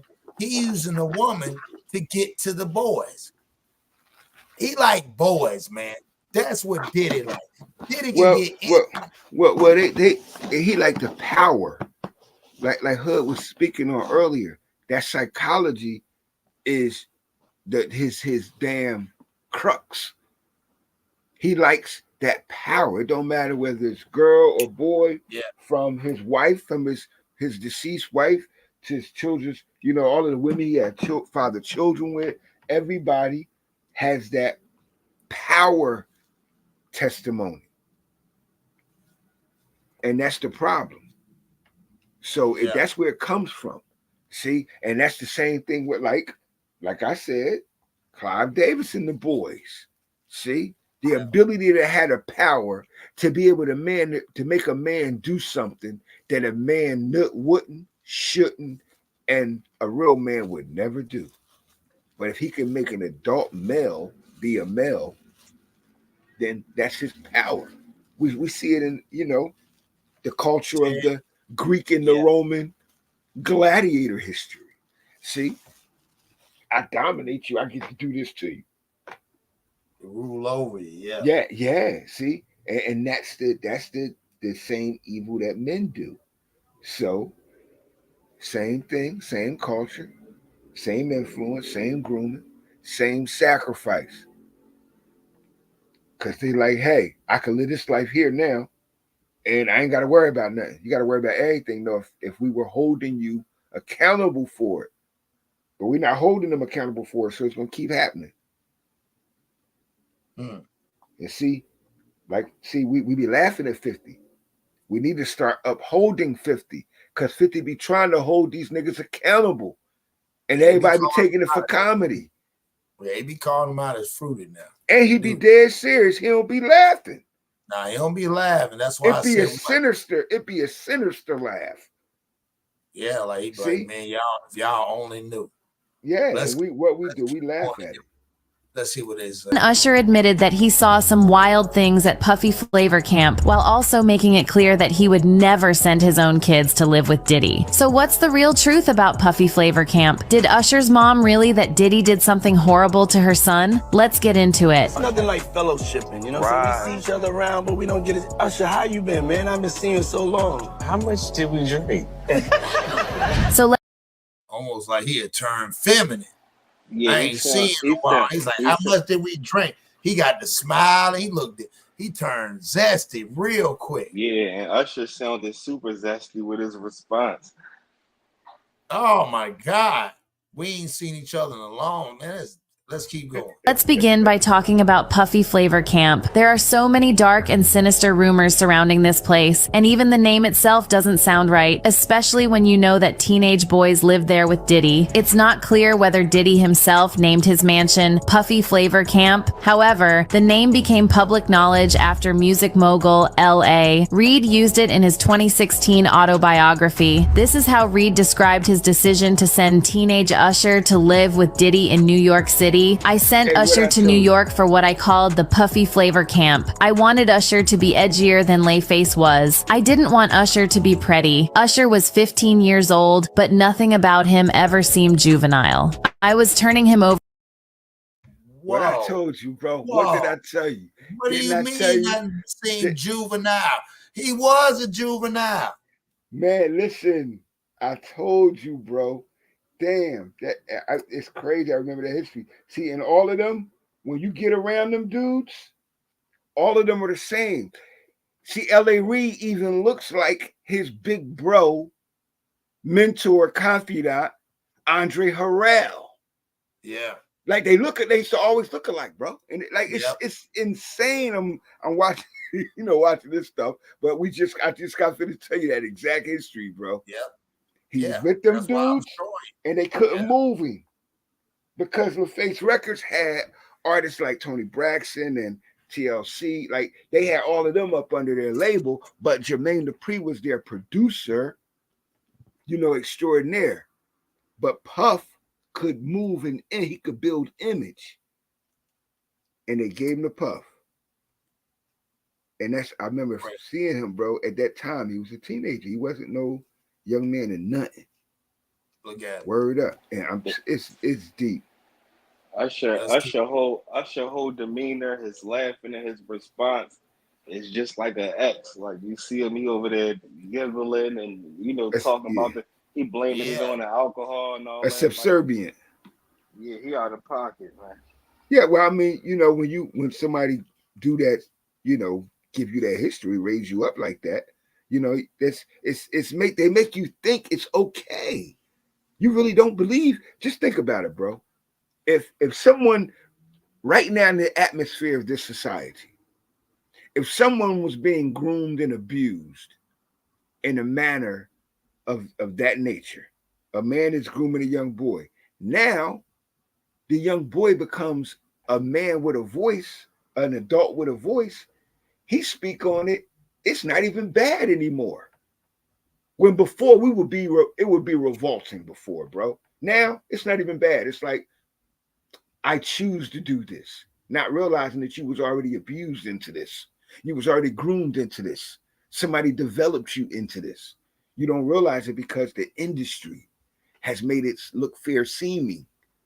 So when you're on stuff like The View and all of these other shows, they're not addressing the bad of it. They're making evil look good. And we just keep accepting it instead of rejecting it all. They won't get away with it then. But are we accepting it, or is it just the industry thing? Because us as regular people, we accepting it. Right. Yeah, we accepting it because we accept the industry. See, when there's a revolt, that changes something. Revolution makes change. That's the only way you create change, revolution. So if we don't revolt against it, it's always going to be, it's going to keep happening because we're going to keep enjoying what they give us and ignoring the sacrifices taken to get what we got. More Justin Biebers, more Ushers, and Justin Bieber was right behind Usher. Like, behind. Yeah. Right. But the game didn't change so much. They not pinpointing Justin Bieber's or Ushers no more. Now it's all about the rappers that want to come out and be gangsters. That's why we see Young Thugs and people like that come from these hoods. It's supposed to be street guys, and they walking around with skirts and kissing men on their lips. Yeah, it's crazy. Right, but that's the grooming of the innocent. Once again, we're giving credence to a man doing this without prominent resistance. You understand what I'm saying? So when you see a rapper with it, like what was it, Young Thug with the wedding dress on and the guns, and when you see that, our children, the ones that are 15, 14, 13, 12, 11, 10, 8, 9, they look at that as a necessity, as just a commonality in order to get on TV, in order to get a music video award, in order to get a platinum album. They look at that as just normal, just a standard submission to the behavior, the standard sacrifice to the situation as a part of the game. And they're willing to do that. That's how we got Young Thug to get in that dress. That's how we get the little Nas X running around the world looking crazy. See, because they're allowed to influence the very least of us. So it becomes a commonality or normality. And then soon we just keep doing it for the bag, or, as everybody keeps saying. But it ain't about the bag. It's what you're going to do with it when you get it. And if you done compromised yourself already, the bag ain't no good right now. To a lot of them, Meek Mills, Usher. Yeah. You gotta explain this. Usher mom. Because that's the source that I would deal with first. Yep. See? How long have you been sleeping with Puff? Oh, time. Yep. That'd be my first question. How long you been sleeping with this nigga? Word up. Real. Well, when he came and took it, it wasn't 14. If it wasn't 14, it was at least between 14 and 16. We know that. If they were sleeping together at 10, Puff was in the crib cooking breakfast, man. Yeah, he was there. That was set. Yeah. And who house they was at? See? That Puff. You damn Street. And while some believe she willingly gave Usher to Diddy, others are defending her, and they're saying she didn't know better. There are all kinds of unsettling rumors swirling around the infamous Puffy flavor camp, from claims that Diddy allowed older women to essay Usher, to allegations that Diddy personally did something to him. Diddy himself previously made some extremely bizarre comments about waking up in the same bed with Usher when Usher was just 10. And then Usher admitted that he saw some wild things at Puffy flavor camp, while also making it clear that he would never send his own kids to live with Diddy. So what's the real truth about Puffy flavor camp? Did Usher's mom really that Diddy did something horrible to her son? Let's get into it. It's nothing like fellowshipping, So we see each other around, but we don't get it. Usher, how you been, man? I've been seeing you so long. How much did we drink? So let's begin by talking about Puffy flavor camp. There are so many dark and sinister rumors surrounding this place, and even the name itself doesn't sound right, especially when you know that teenage boys lived there with Diddy. It's not clear whether Diddy himself named his mansion Puffy Flavor Camp. However, the name became public knowledge after music mogul L.A. Reid used it in his 2016 autobiography. This is how Reid described his decision to send teenage Usher to live with Diddy in New York City. I sent Usher to New York for what I called the Puffy Flavor Camp. I wanted Usher to be edgier than Layface was. I didn't want Usher to be pretty. Usher was 15 years old, but nothing about him ever seemed juvenile. I was turning him over to the wildest party guy in the country at an age when I still needed to get his mother's permission, but he went to New York for almost a year. I didn't know whether I was being irresponsible or having an epiphany. Now, L.A. Reid said Usher was 15 when he sent him to Puffy Flavor camp. However, when Usher did an interview with Howard Stern in 2016, Howard said Usher was 13 when he moved in with Diddy, and Usher didn't correct him. Of course, 15 wouldn't have made it any better. It's just as disturbing. Also, the fact that L.A. Reid said Usher was 15, but nothing about him ever seemed juvenile, sounds like something a groomer would say to their victim. You're so much more mature than your age. By the way, L.A. Reid was also recently accused of SA by a former Arista Records executive, Drew Dixon, who claims that Reid first SA'd her and then blackballed her from getting jobs in the music industry. We're sending you over to something called Puffy Flavor Camp. There you go. To learn some. Flavor camp. Yeah, Flavor that's what it camp. was called. And you're going to go to Puff Daddy's. He's going In the 90s, do you understand what that's like? For years now, disturbing rumors have been circulating on social media that Diddy groomed Usher when Usher was a teenager. And according to multiple sources, Usher's mom allegedly found out about the depraved L.A. Reid is the one that was on Usher, mom. Y'all pay attention. That's what I think. I he think was the L.A. one. Reid. Yeah, I think L.A. Reid was the one probably smacked, and then what came down to it, your boy was on. Yeah, Hey, L.A. Reid, I keep telling you, I can agree with that as well. L.A. Reid, however, as I mentioned earlier, was the groomer of them guys from his boy, that, of course, his mentor, Andre Harrell, through his mentor, Mr. Clive Davis. See, it all goes back to the original circle. And you know how long Clive Davis been doing it? Since the 50s and 60s. Yeah. Feel me? He was one of the original managers of Sissy when she started moonlighting in the late 70s, early 70s, early and mid 70s out of Stars of Faith.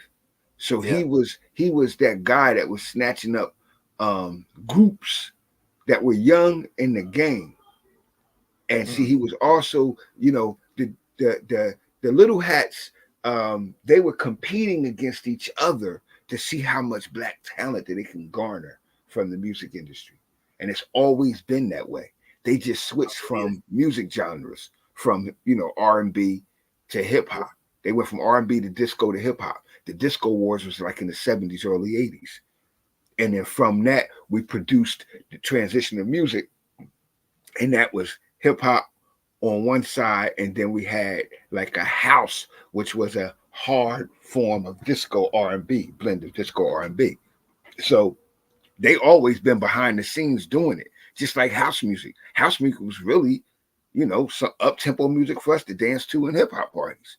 Now, they done usurped that into just predominantly being for over there with the Alphabet Mafia. You feel me? So you don't even feel comfortable sometimes dancing to house music because of how it's been, usurped. You feel me? So it's deep, bro.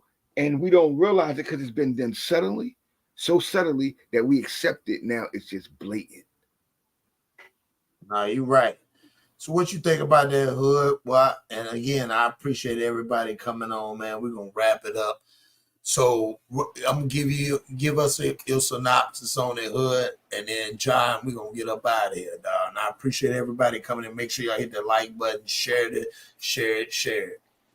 For sure, man. There's definitely a darkness in that industry, and even though as Usher being an adult and you hear about it, like John said earlier, you can laugh at it from time to time, but when you really think of where it stemmed from, that kid was a baby that was chasing a dream and just got pushed out there to the wolves, where it's a lot of these things going on in the world, period, where kids is dealing with stuff through family members or friends of the family, where the parents in the household might turn their head the other way. So just to be pushed out there to them wolves like that is very unfortunate. But my whole thing is, I'm pretty sure within the next 2 to 3 years, it's going to be a lot more, big guys' names we going here and mention. It's Diddy year right now. Diddy going to be getting drilled, bro. By the time the end of this year, I'm just waiting to see what other names we going here. I'm definitely waiting to hear you, because come on, man. Like we spoke on JD earlier. We can't tell me that the crisscross, you know, hasn't been tampered with. You dig what Oh I'm yeah. saying? Everything from the backwards pants and everything to the jeans to everything, bro. So it's a lot of darkness in this joint, and you know, we gotta protect what we can, man. You can't stop everything, but I'm surprised that a lot of people is not woke and don't even want parts of that industry. Yeah. I don't think we're gonna ever be able to control it or stop what's going on. It's up to, you know, individual households to, you know, not, you know, fall into the belly of the beast. But that's all I got on it. Already. Ja? You know, to add on to what Hood was saying, it comes down to what we're going to do about it. And I want to give us a brief illustration is that when we look into other ethnicities, their communities, their environments, their created neighborhoods, like you don't see certain things happening that are not culturally binding to those people. To us, we've allowed certain things to happen without resistance. We've allowed certain things to happen without change. So people is just conducting or designing, engineering what happens in our lives, and we're just functioning like robots without a personal or self-directive. So I believe that we should start first unifying as a community and then holding people to certain standards. And if we begin to teach the real value of who you are as a person, we can prevent our children from falling victim to the temptation of a thing, you know, whether it's a purse, a car, a bag of money, jewelry, any of those things. Because a lot of men, a lot of boys out here doing a lot of little tricks and shit for just a necklace. So Yeah. we gotta stop that culture by first teaching our youth the value of who they are and what they are as a human being first, but then as a black man or woman in America, or who you are in America, but more so a youth in this industry that devours the youth. We have to deal with that first before we can deal with any, you know, penalty or enforcement of change, because we have to change our minds before we change anything else. That's what's up, man. I appreciate everybody coming on here, man. Again, hit that like button, comment, subscribe. Great build. I appreciate y'all brothers coming on here. Of course, y'all already know how I feel about that. And then I'm gonna leave y'all with Hothead Youngin, man.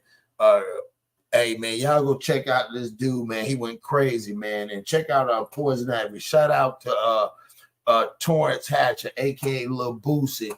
His daughter, Poison Ivy, she got a show, man, that's called the Debut, and it's off the chain, dog. Definitely off the chain. So I just want people to check it out.